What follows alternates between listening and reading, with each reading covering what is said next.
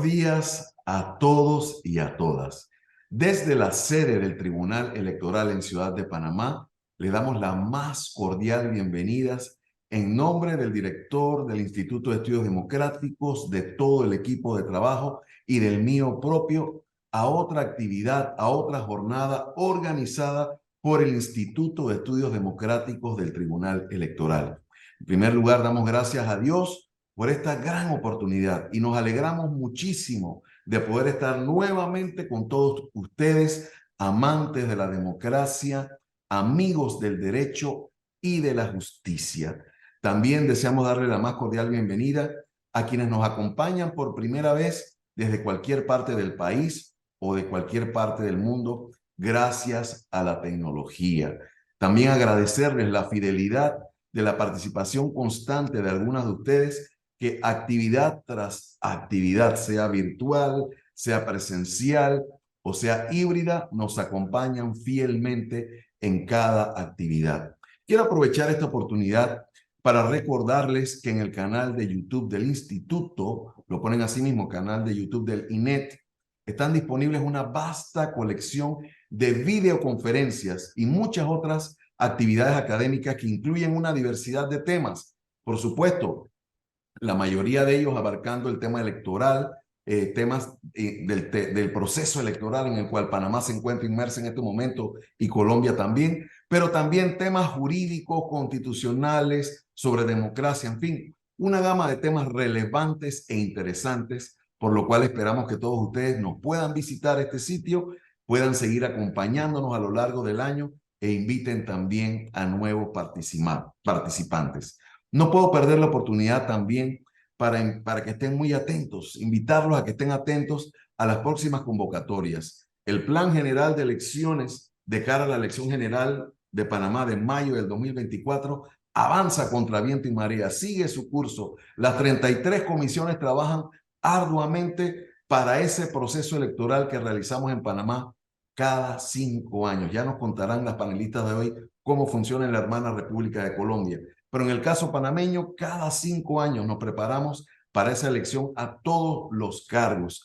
Pero todavía nosotros seguimos trabajando con estas actividades académicas. Y aun cuando ya estamos a mitad del mes de noviembre, como pasa el tiempo, todavía tendremos excelentes expositores y excelentes temas a abordar. Así que estén pendientes de nuestras invitaciones porque todavía hay mucha tela que cortar y bien fina.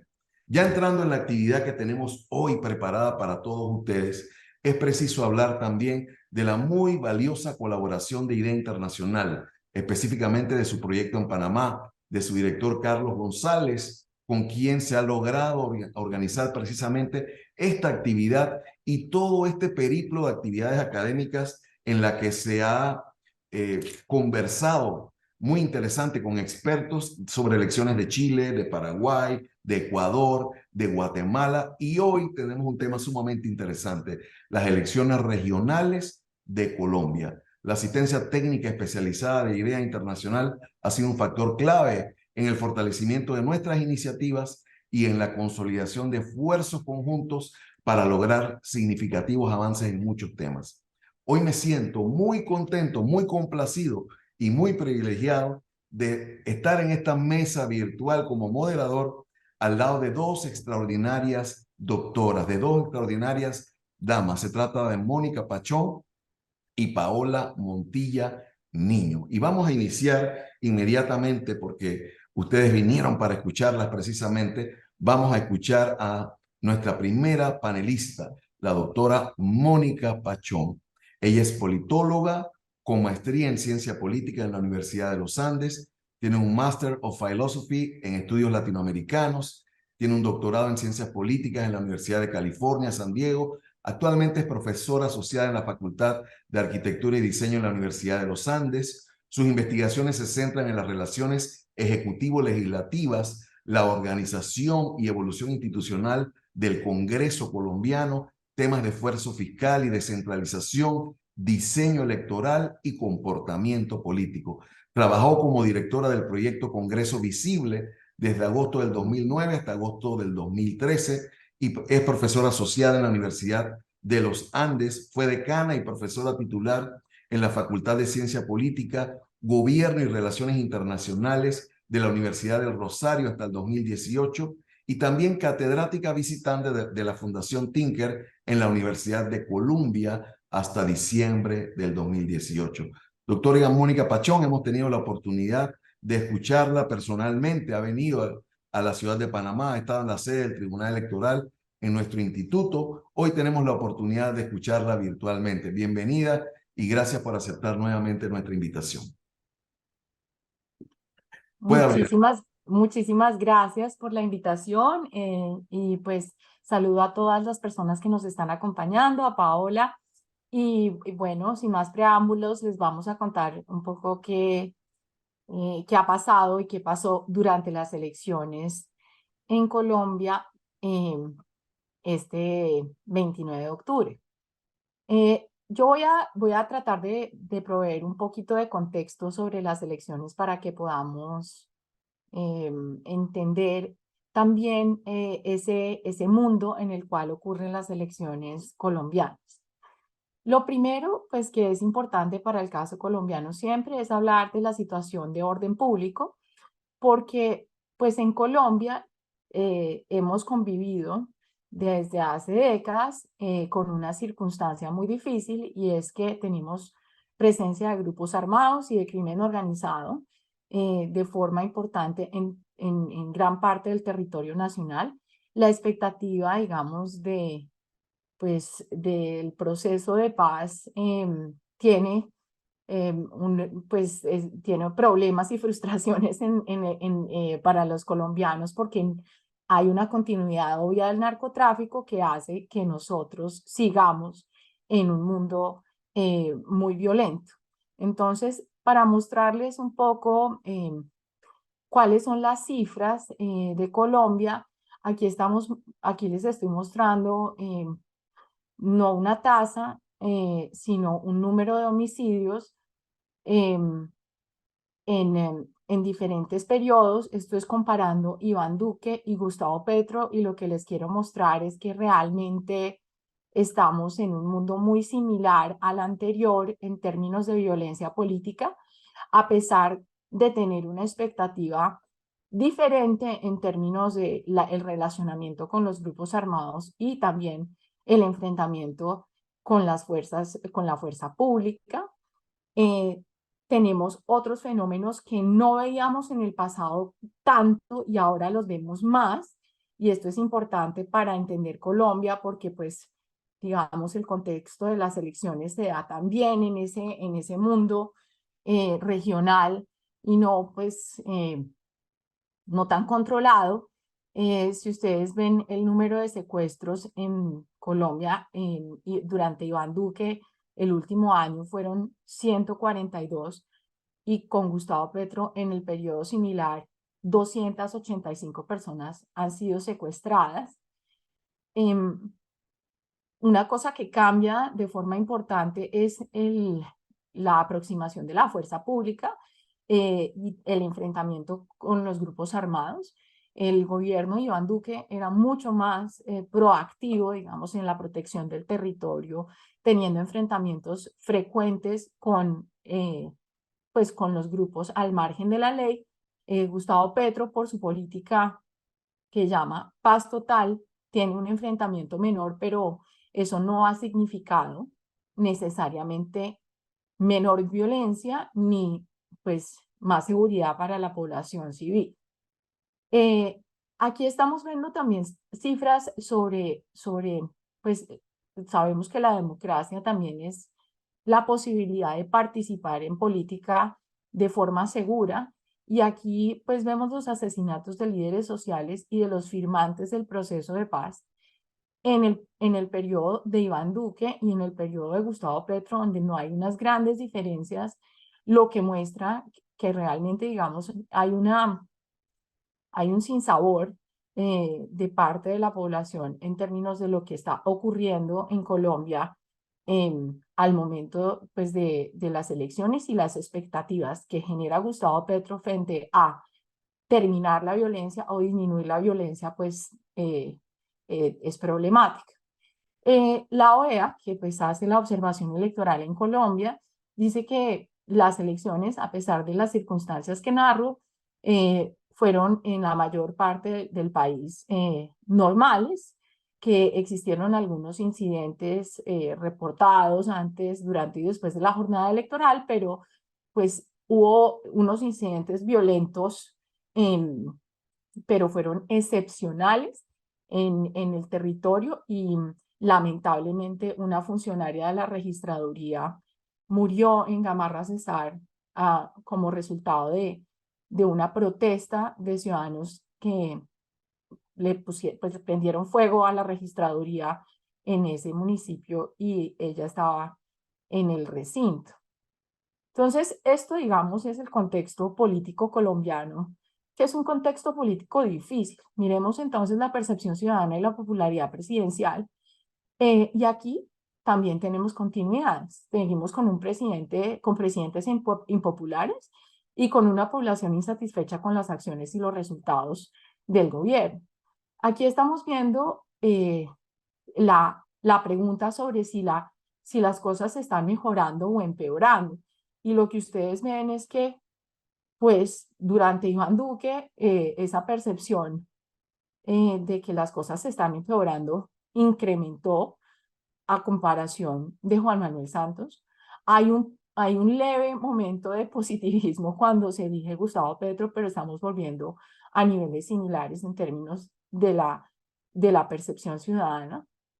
Aquí estamos mirando en el momento de las elecciones regionales qué pasaba.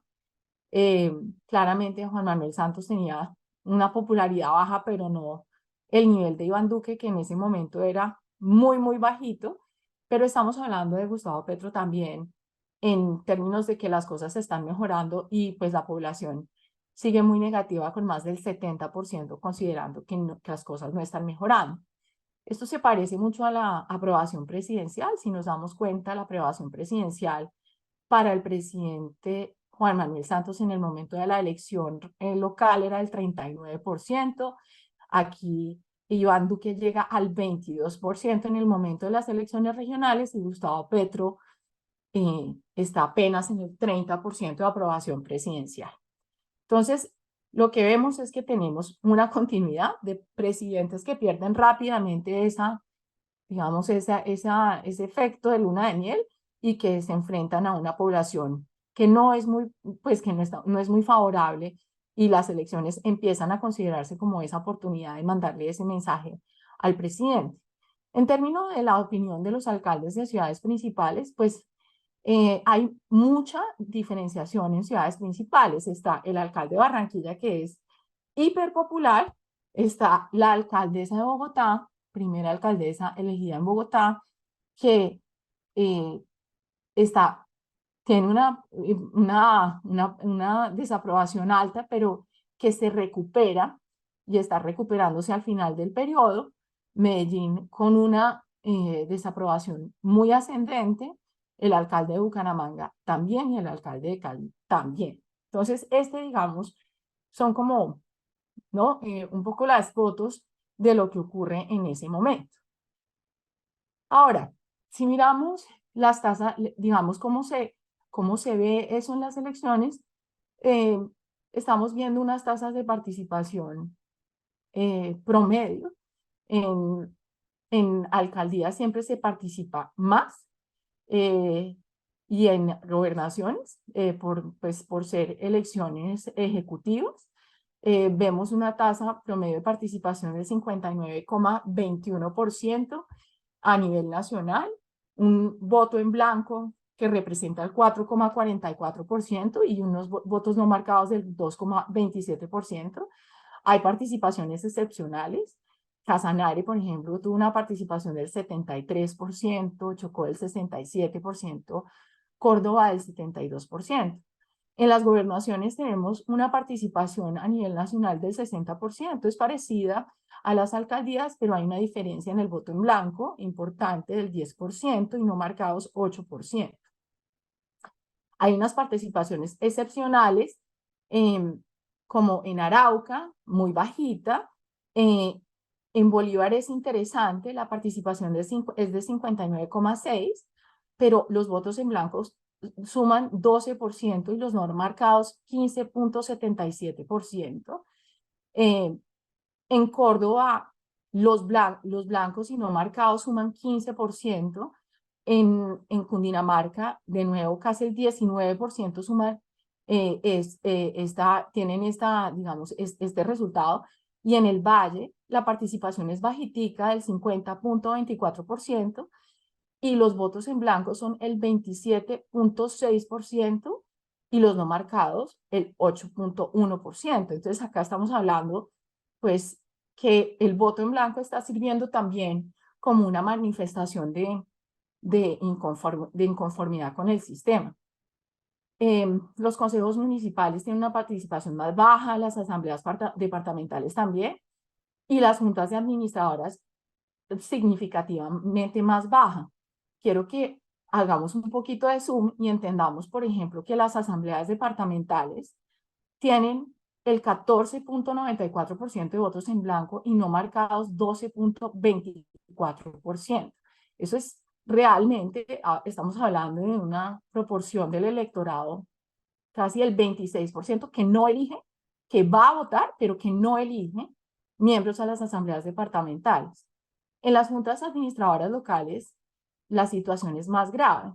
El voto en blanco es del 26,3% y los votos no marcados del 10,18%. Entonces estamos hablando de digamos, de una manifestación ciudadana interesante sobre cuánto les importa o qué tanto aprueban este tipo de elección.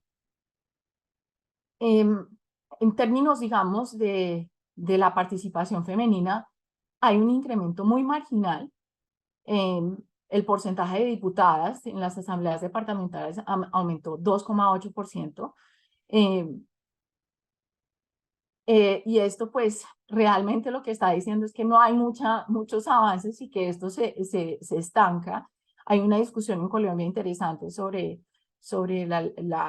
la lista cremallera, sobre listas cerradas, pero realmente, digamos, lo que vemos acá es que son muy poquitas las mujeres aún que están siendo elegidas y digamos que la tasa de crecimiento inercial es bien marginal.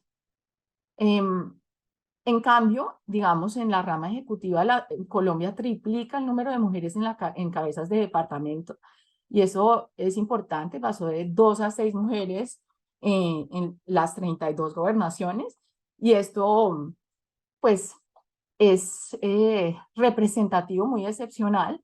Para las alcaldías, las mujeres apenas representan el 13%, pero realmente, pues, esto es, yo creo que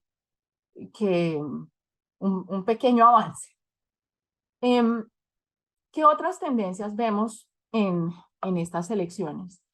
Yo creo que tenemos un déjà vu. Nosotros vivimos una contrarreforma electoral en Colombia, en donde vía Corte Constitucional y Consejo Nacional Electoral se aprobaron y se dieron una cantidad de personerías jurídicas a partidos que no existían en el pasado, o que no habían pasado el umbral, pero que habían existido en el pasado por cuenta y por cuenta del proceso de paz, y algunas decisiones se crean estos nuevos partidos. Entonces, hay además una norma que permite que los partidos pequeños hagan coaliciones, y pues ustedes se dan cuenta en esta tarjeta electoral para el norte de Santander que hay miles de partidos, pero no solamente eso, hay unas coaliciones, pues, en donde los partidos pierden mucho sentido porque no hay una reglamentación sobre cómo construir esas coaliciones.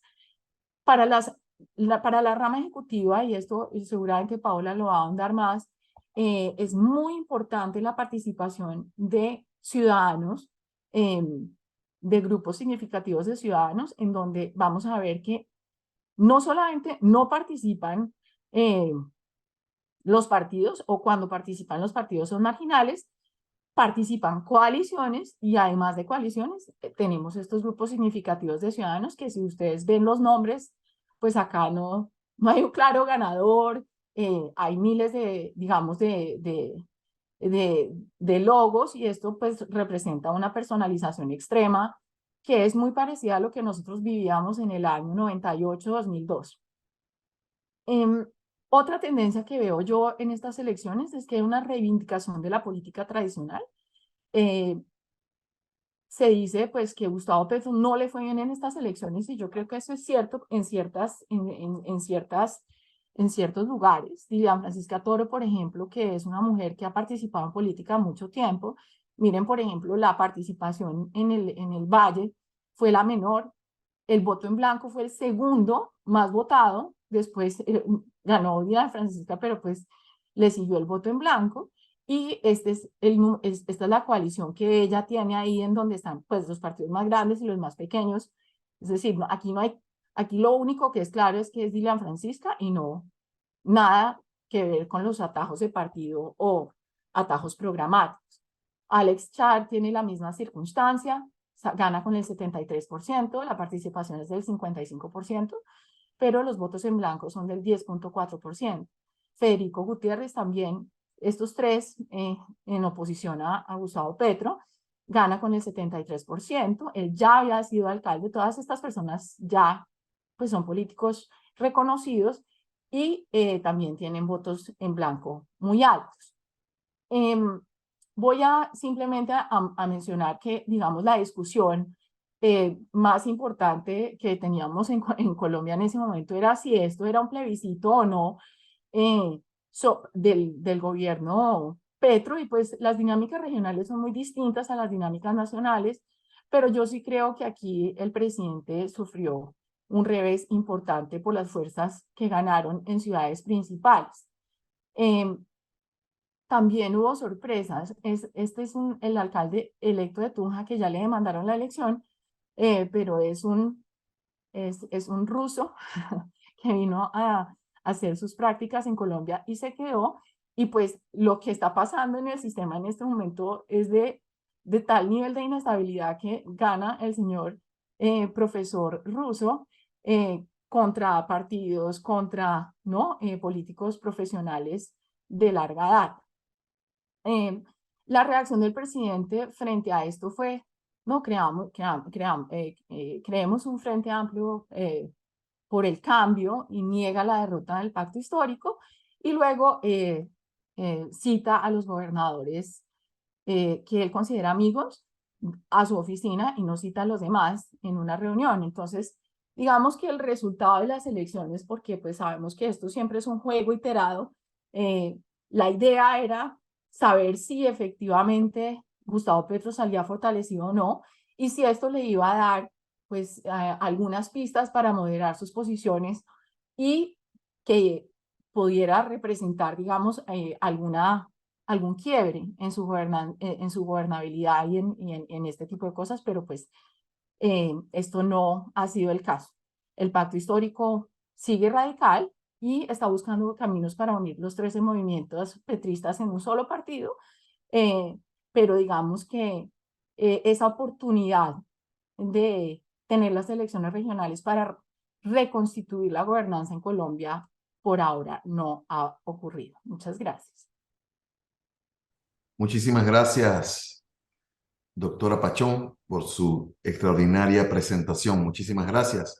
Vamos a continuar con el programa antes de que puedan cualquier comentario o pregunta que nuestros participantes puedan hacer en la mañana a través de las plataformas. Vamos a continuar con la siguiente participación, en este caso de la doctora Paola Montilla Niño. Ella es directora de la Escuela de Gobierno y Políticas Públicas de la Facultad de Finanzas, Gobierno y Relaciones Internacionales de la Universidad Externado de Colombia. Es doctora en Ciencias Políticas de la Universidad de Salamanca. Es magíster en Estudios Latinoamericanos de la Universidad de París, del Instituto de Altos Estudios sobre América Latina de la Sorbona. Es politóloga de la Universidad Nacional de Colombia y sus investigaciones se centran principalmente en el comportamiento legislativo, en los regímenes presidenciales, las carreras políticas y el sistema de partidos colombianos. Con mucho agrado les presento a la doctora Paola Montilla Niño. Bienvenida, doctora. Muchísimas gracias, es un gusto saludarlos a ustedes en esta mañana, me imagino mucho más caluroso en Panamá que en este frío bogotano. Bueno, para mí es un gusto acompañarnos, saludar a Mónica, saludar al Tribunal Electoral y escuchando la intervención de Mónica, sin que nos hubiéramos hablado realmente, porque hasta hoy nos vimos. Creo que coincidimos en muchos puntos cuando analizamos ese comportamiento y las elecciones regionales de este octubre 29, ¿no? Yo voy a centrar mi intervención, si ustedes me lo permiten, en tres puntos centrales. El primero, y es allí donde comenzamos a encontrar coincidencias con la doctora Pachón y que tal vez allí eh, es un punto y es un gran punto de discusión que podemos tener dentro de un rato, y es que yo leo estas elecciones regionales realmente como, tal vez desde una visión muy optimista, como un adelanto o un pequeño paso hacia una mayor consolidación democrática. ¿Por qué lo digo? Realmente hay dos factores que nos llevan a pensar en esto. El primero, la repetición de seis gobernadores. ¿M? Y realmente esos seis gobernadores que ya habían sido elegidos en periodos anteriores logran la reelección. Aquí tendríamos que hacer algunas anotaciones porque no todos, y Colombia realmente, el territorio colombiano se presenta como unas asimetrías en tanto en el avance democrático, pero también dentro del avance y el comportamiento y la gestión que tienen los municipios y la gestión que tienen las gobernaciones. Y entonces, si bien se existe una elección de seis anteriores, de seis gobernadores que habían sido anteriormente, seis gobernadores repiten el cargo, también vemos que hay personas que llegan a las gobernaciones con algún tipo de trayectoria política, ¿no?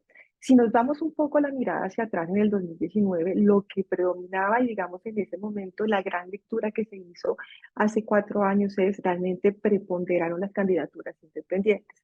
En este 2023 lo que vemos es, hay candidaturas independientes, candidatos nuevos, pero finalmente resulta elegido un número también, tal vez mínimo, de personas que ya habían estado en esos cargos públicos, ¿no?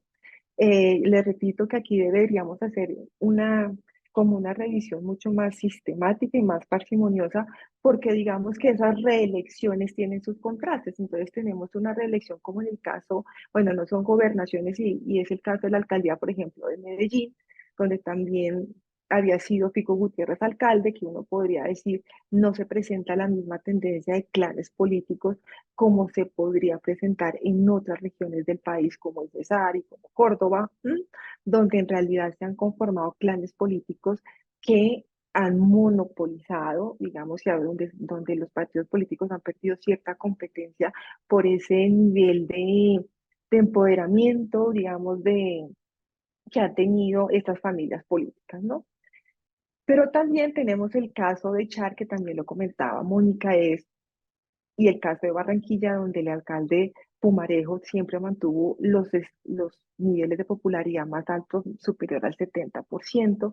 Lo que uno debería pensar es que si bien existe una clase política diferente a los clanes de Cesar y Córdoba que pueden tener el Atlántico, también existe dentro de los ciudadanos como una percepción de que de alguna manera se están haciendo bien las cosas. Digo esto dejándolo en un gran sentido de interrogante porque creo que es una propuesta y un supuesto que deberíamos revisar con más detenimiento. El segundo punto, que también lo comentaba Mónica, ese está relacionado con el voto en blanco, ¿no? Realmente si miramos el voto en blanco, tuvo un leve incremento en cada una de las elecciones. Recordemos que el mismo día elegimos gobernadores, alcaldías, asambleas, consejos y JAC y juntas administradoras locales. Sí llama mucho la atención que el porcentaje de votos en blanco realmente en más de 7 departamentos fue superior al 10%, ¿no? Algunos consideran, y eso lo he discutido en otros espacios, dice finalmente la gente vota y vota en blanco no como un símbolo de rechazo frente a esa clase política, también lo puede hacer porque en el sistema político colombiano se reconocen incentivos al votar, ustedes tienen medio día, digamos, de descanso si vota, pero sin lugar a dudas, y teniendo ese pequeño asterisco, yo también considero que el hecho que el ciudadano decida votar en blanco o no marcar la tarjeta o anular su voto o simplemente votar por el que le parece más pintoresco en ese momento, en el momento de la elección, porque ese es uno de los también, aunque es un poco difícil de creer, pero muchas personas deciden su voto o 3 días antes o en el momento, y tal vez son esas personas que tienen un mayor nivel de desafección política, deciden su voto en el momento de la elección, y ese día de la elección votan por el que les tiene el nombre más chistoso o por el que les parece más simpático, en fin, por múltiples razones de esa votación. Entonces, el hecho de que exista ese voto en blanco, que se haya incrementado ese voto en blanco, yo considero también, como lo decía Mónica, que es una manera que los ciudadanos en Colombia están viendo el proceso electoral como un proceso de rendición de cuentas, ¿no? Un proceso de rendición de cuentas donde básicamente pueden castigar o, entre comillas, premiar a los candidatos que digamos, que lo han hecho bien o lo han hecho mal, ¿no? Entonces, digamos que estas dos características o esas dos particularidades me llevan a mí a hacer el primer supuesto, la primera hipótesis que quería presentar en este trabajo es que yo sí creo que el sistema colombiano, el sistema político colombiano y la calidad de la democracia del sistema político colombiano está dando pasos hacia una mayor consolidación. El segundo elemento, y aquí comenzamos a tener es la participación de las mujeres, ¿no? Como lo mencionaba Mónica, realmente eh, en todas, y ustedes lo que pueden apreciar es el número de candidatos y candidatas para las elecciones. El incremento realmente es muy reducido en el número de candidaturas, ¿no? Lo que también nos lleva en ningún lugar, en ningún caso supera el 40%, lo que también nos lleva y nos hace pensar de nuevo en cuáles son los incentivos y cuáles son las políticas que se están haciendo para generar una mayor participación de las mujeres en esos espacios, con cosas tan, tan indescifrables como esta. Por ejemplo, en Bogotá y en Sincelejo y en Barranquilla no hubo ninguna mujer que haya sido candidata a la alcaldía, ¿no? Entonces tenemos que, cuando Mónica revisaba esas primeras citas y les mostraba a ustedes el número de candidatas electas, pues tiene un trasfondo y un T-1, y ese T-1 es que el número de candidaturas de mujeres también no se ha logrado incrementar en una mayor proporción, y que siguen existiendo territorios como en un país, Bogotá, ciudad capital, ninguna mujer fue candidata, pero también lo encontraban en Barranquilla, en el país Sincero, ¿no? Hay como un estancamiento, si ustedes me permiten esa expresión, del número de candidatas que se presentan a las elecciones, siendo muy estable el número de candidatas que se ha presentado entre el 2019 y el 2023. ¿Mm? Aquí, como ustedes lo pueden ver, simplemente para hacer una referencia ya a lo que había mencionado Mónica, ustedes tienen que únicamente una alcaldesa fue elegida en el municipio de Ibagué. Luego tienen 6 gobernadoras, pero una alcaldesa únicamente, y es una gran cuestionamiento y una gran pregunta, porque como lo mencionaba, también esas elecciones a nivel municipal logran tener una mayor conexión, ¿no? Pero nos encontramos en que las mujeres en esos espacios, uno, no presentan candidaturas, o dos, no logran conectar y ganar los suficientes electores, ¿no? Con eso tendríamos el segundo punto que les quería poner. Realmente existe como un estancamiento en la participación de las mujeres en el sistema político colombiano, pese a las distintas reformas, pese a los distintos incentivos que se han hecho. Las mujeres en general no logran trascender como esa línea y esa barrera que ha tenido en los últimos años. El tercer punto que también quería compartir con ustedes, que les repito que fue muy curioso, que también lo mencionaba Mónica, realmente, y yo comparto lo que ella decía, estamos viviendo como un déjà vu de 1998, cuando el número efectivo de partidos era impresionante, ¿no? Cuando realmente existía una hiperfermentación altísima del número de candidaturas, existe en el sistema político colombiano, y lo que ustedes pueden ver, que se aumentó en un 120% el número de coaliciones que se hicieron en relación con el periodo pasado. Para darles cifras exactas, por ejemplo, tenemos que en 2019 se hicieron 5.619 coaliciones, y que este año se hicieron 12.388 coaliciones, y que ese número de candidatos se presentaron a partir o avalados por ese sistema de coaliciones, que tiene muchas repercusiones. La primera de ellas es indiscutiblemente que primero, para el trabajo de uno, a quién ganar y hacer ese balance, como quién ganó el Partido Liberal, ganó el Partido Conservador, complica, digamos, la labor de análisis, pero eso es lo menos importante. Tal vez lo más importante es que el 55% de los municipios colombianos eligieron coaliciones, ¿no? Y cuando se va a hacer ese ejercicio, el 1 de enero, cuando ya los partidos, cuando los candidatos, cuando los alcaldes lleguen al poder, comiencen a desarrollar su plan nacional, su plan de desarrollo, pues van a tener serios problemas de gobernabilidad. Primero, porque el sistema político establece un mecanismo de estatuto de oposición, entonces realmente los partidos deben definirse o en gobierno, en oposición o independientes en ese sistema de coaliciones, y al ser elegido por coaliciones no es claro ni dónde se ubican los partidos en el Consejo, ni dónde se ubicaría él. Realmente eso puede afectar la gestión de los alcaldes y disminuir la eficiencia que pueden tener ellos en sistema de llevar a cabo, desarrollar su plan de desarrollo, ¿no? Como ustedes pueden ver, el número de coaliciones que ustedes aparecen han ido incrementando año a año, elección tras elección. Creo que es necesario, y eso es una cosa que se pone hoy sobre la mesa, la necesidad de hacer una nueva reforma, porque si bien esas reformas, como lo mencionaba Mónica, trataron siempre como de aglutinar y de hacer menos fragmentado el sistema de partidos, en este momento lo que encontramos es que elección tras elección, por ejemplo, el número de coaliciones ha ido aumentando. Ustedes pueden observar que para el 2015 el número de coaliciones, de candidaturas por coalición era menor, y luego nos encontramos en el 2023 con un número de candidaturas por coalición bastante alto, ¿no? Y casi con un ejercicio desembocado en el número de esto. Pese a eso, y es uno de los factores que más llama la atención, cuando uno contrasta que existe una hiperfragmentación del sistema de partidos, que en general es difícil establecer a quién darle como ganador, si al Partido Liberal o al Partido Conservador o al Partido de la U. Realmente nos encontramos, y ustedes lo pueden ver en esa gráfica, que los partidos tradicionales, realmente el Partido Liberal y el Partido Conservador, siguen siendo como los partidos que más se mantienen dentro del sistema de partidos, ¿no?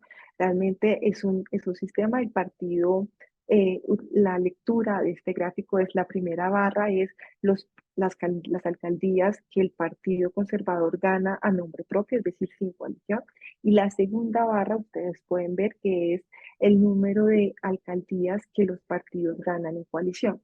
Entonces, cuando son para coalición, y si fueron los 3 partidos de coalición, a cada partido se le otorga, digamos, como un punto para poderlo graficar. En ese orden de ideas, lo que podemos observar es que el Partido Conservador se mantiene como uno de los baluartes, ¿no? Es el que más gana las alcaldías, pero luego vemos que el Partido Liberal es el que también gana el mayor número de concejales a nivel nacional y logra tener eh, la mayoría de los consejos municipales en 13 departamentos, ¿no? Pero, y aquí tenemos que comenzar definitivamente a hacer diferentes asteriscos, y es uno que tal vez como de los principales desafíos que tiene analizar estas elecciones subnacionales, es que los distintos niveles nos dan lecturas distintas.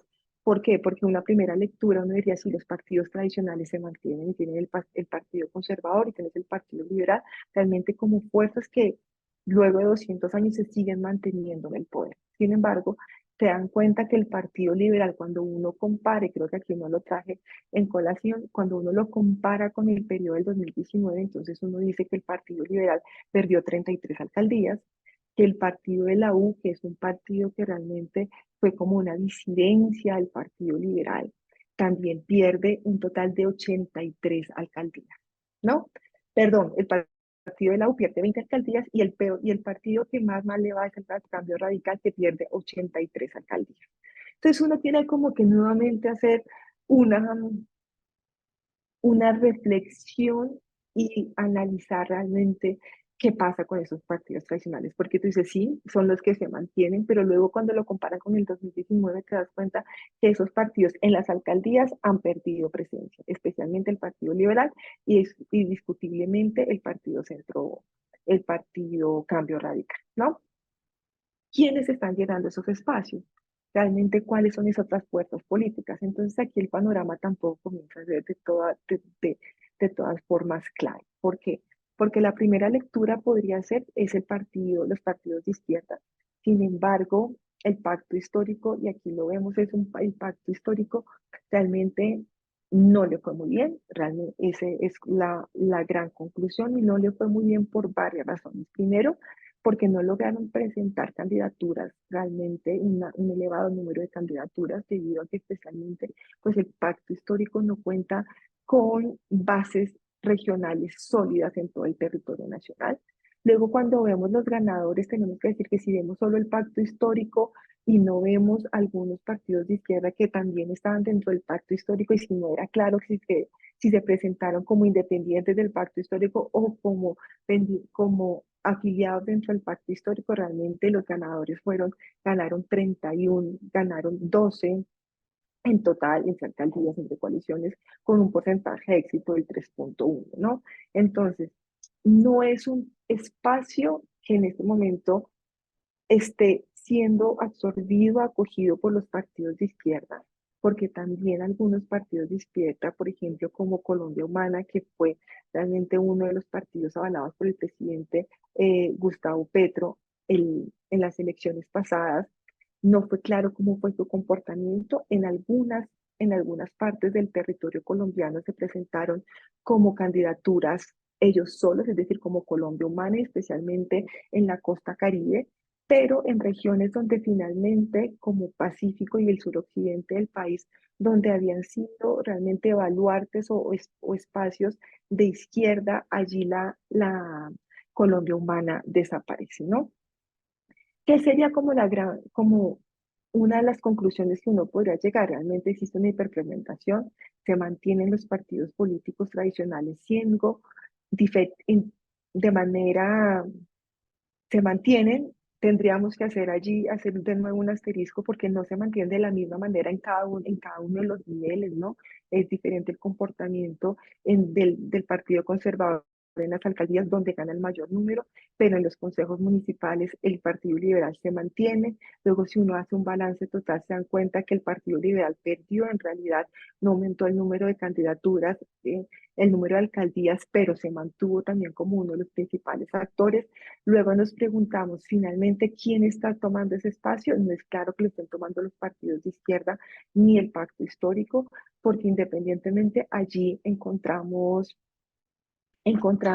que la tendencia no es completamente clara.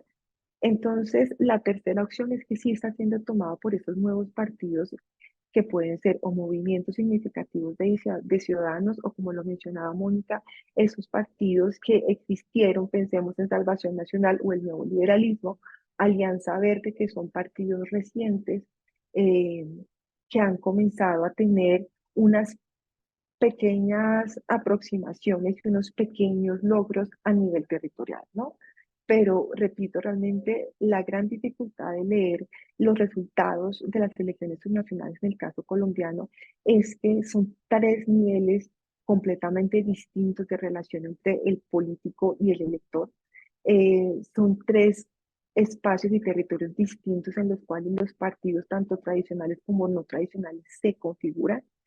En, es una simetría en el nivel de avance democrático que tiene cada uno de los territorios, porque, como lo mencionaba Mónica, existen territorios donde todavía la competencia política por el asesinato de líderes sociales no están, se ve afectada, ¿no? Entonces, digamos, qué grandes conclusiones dejaría esa realmente, y desde una visión como muy optimista, creo que sí estamos avanzando, estamos dando un pequeño paso, tal vez muy pequeño y no tan grande, hacia mejores niveles de consolidación y calidad democrática. Segundo, creo que tenemos que ponernos las pilas frente a cómo incentivar la participación política de las mujeres. Tercero, creo que es necesario regular lo de las coaliciones y realmente revisar, porque estamos volviendo a lo que mencionaba Mónica, un déjà vu, cuando en el 1998 lo que teníamos era una altísima hiperpigmentación de los partidos políticos, ¿no? Con eso terminaría. Muchas gracias. Muchísimas gracias, doctora Paola Montilla Niño, por su participación en este panel. Muy bien, quiero agradecer a todos los participantes que nos han acompañado. Como ustedes saben, la ciudad de Panamá en este momento está viviendo una situación bastante difícil, donde hay manifestaciones populares en las calles, donde hay cierre de avenidas, hay protesta por muchas agrupaciones a nivel nacional, pero en el Tribunal Electoral seguimos trabajando por fortalecer la democracia y también a través de actividades académicas como esta. Y agradecemos a todos aquellos que a pesar de las circunstancias difíciles nos han acompañado durante esta mañana en esta importante actividad académica. Yo quisiera, antes de concluir, tengo aquí algunas preguntas que me han hecho llegar algunos participantes, pero quisiera solicitarle alguna de las dos porque nuestros participantes son muy variados, así como hay expertos, hay politólogos, hay jueces, magistrados, también hay estudiantes, ¿verdad? De distintos niveles.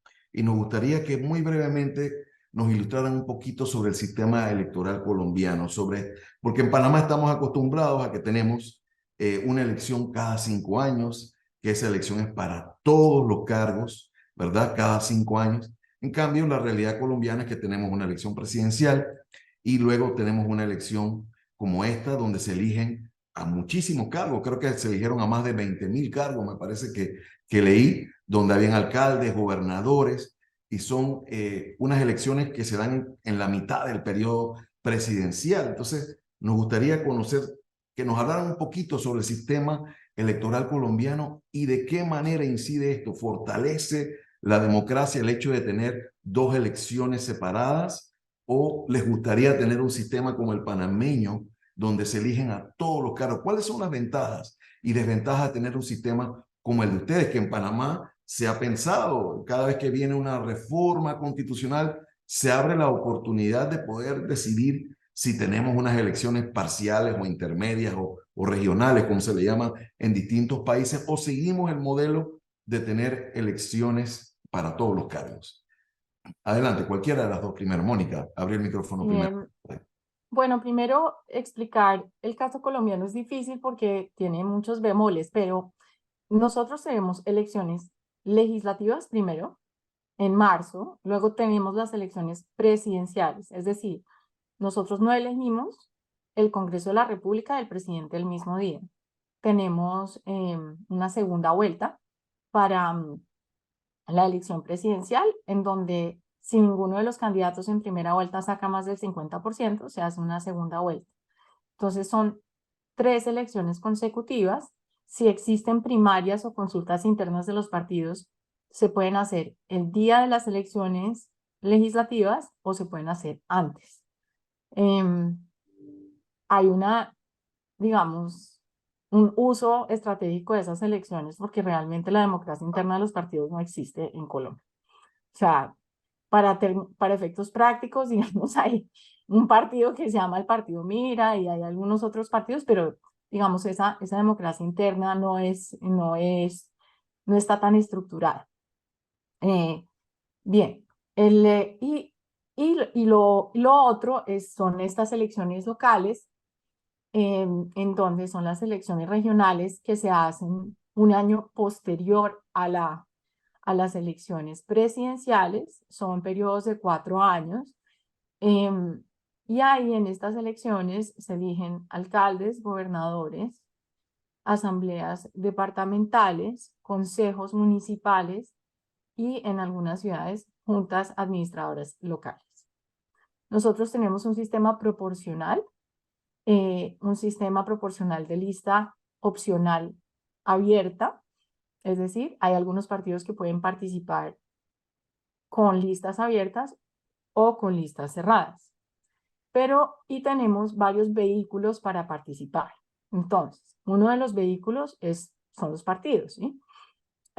Lo que habíamos contado es que pues para tener un partido que tiene personería jurídica en Colombia, la ley establecía desde el año 2003 que usted tenía que tener, digamos, una curul en el Congreso de la República y pasar un umbral de participación para obtener la personería jurídica del partido. Entonces nosotros en esa reforma del año 2003 pasamos de tener 72 partidos a empezar a tener, no sé, en promedio participando en elecciones y cruzando el umbral unos 15 partidos políticos, 18 partidos, porque el umbral de Cámara de Representantes es más bajito.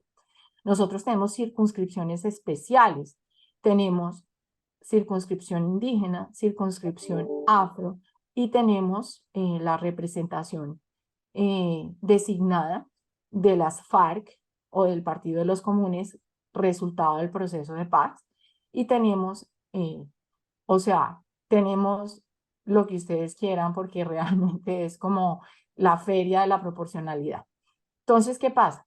Tenemos esos partidos, tenemos esas circunscripciones especiales en donde las reglas de los partidos son diferentes, es decir, los partidos indígenas y los partidos afro no se rigen por las mismas reglas en esas circunscripciones, y tenemos los grupos significativos de ciudadanos que pueden participar en elecciones, presentan unas firmas, esas firmas se avalan por la Registraduría Nacional del Estado Civil. Una vez esas firmas son aprobadas, entonces el candidato puede participar.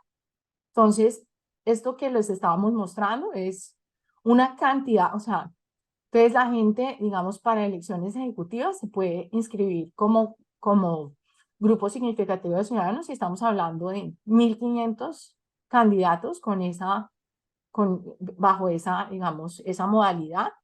Y ahora, no me acuerdo cuál es la reforma que permite la creación de coaliciones, permite que los partidos también se presenten unidos en coalición para elecciones.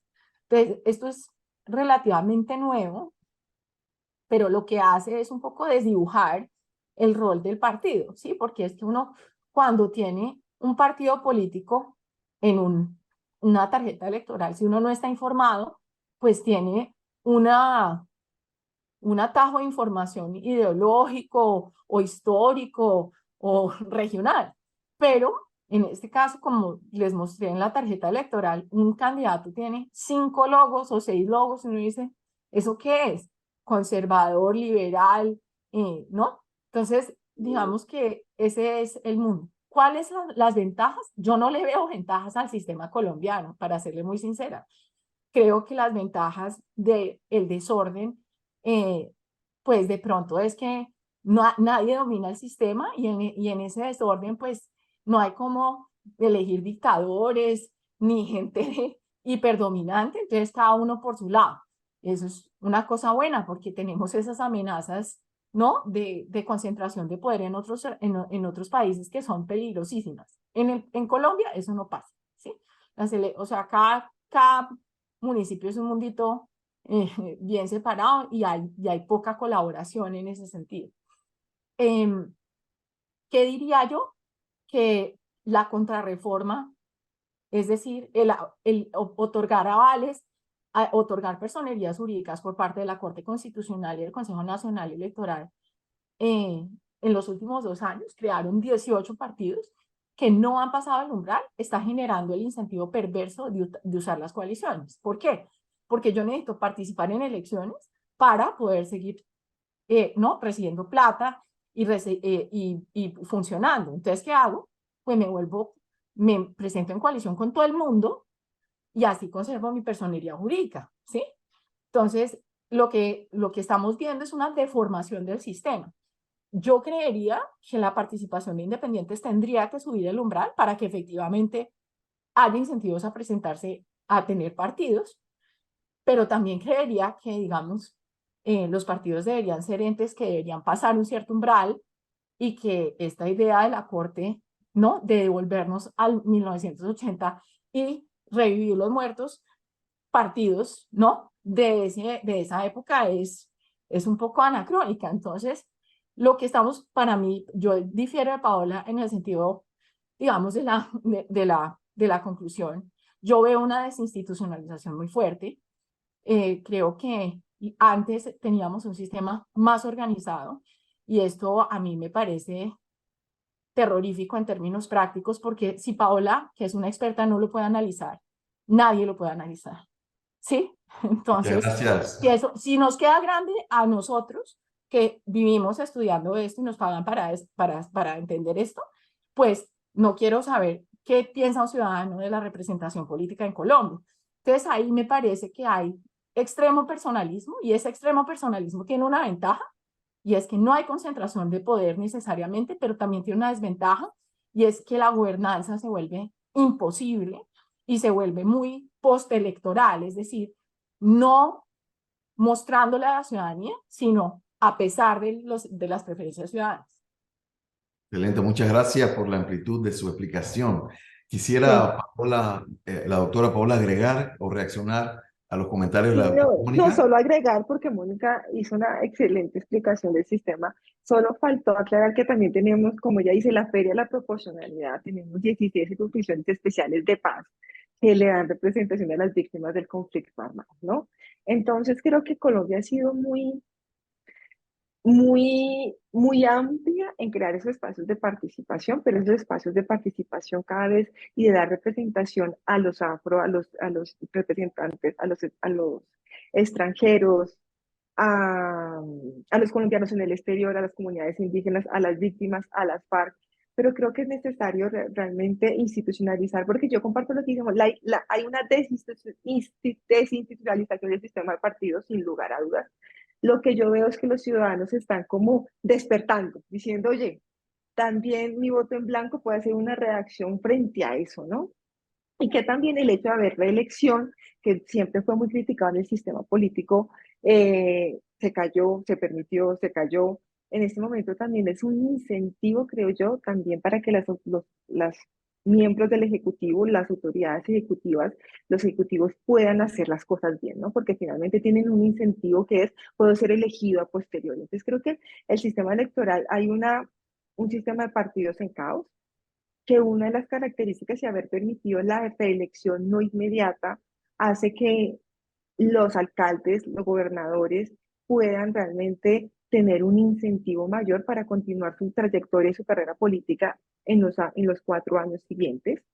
Lo segundo es que más allá de que sean simultáneas o no las elecciones y concurrentes, porque lo que nos dice la literatura es que entre más concurrentes sean, realmente si son concurrentes las elecciones del Ejecutivo y de los legislativos nacionales o de las asambleas a nivel subnacional, las mayorías van a tener se va a poder lograr una mayor gobernabilidad, pero lo que vemos aquí en el sistema político colombiano es que se eligen el mismo día gobernadores, asambleas, alcaldes y concejales, pero las coaliciones hacen que realmente esto sea como un despelote, porque el alcalde llega por un montón de coaliciones y llegan muchos concejales avalados por coaliciones, entonces finalmente que exista esta coordinación entre una mayoría de un alcalde y la mayoría de un consejo, no se da.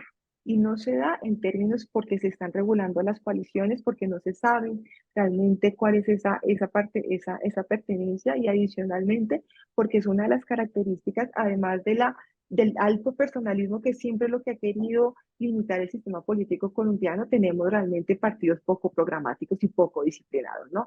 Entonces, si a eso le sumas que el alcalde llega por coalición, el gobernador llega por coalición y un gran número de miembros de las asambleas y de los concejales, del consejo llegan por coalición y en esa disparidad y en esa indisciplina programática, gobernar es complicado para cualquier alcalde en cualquier territorio nacional, ¿no?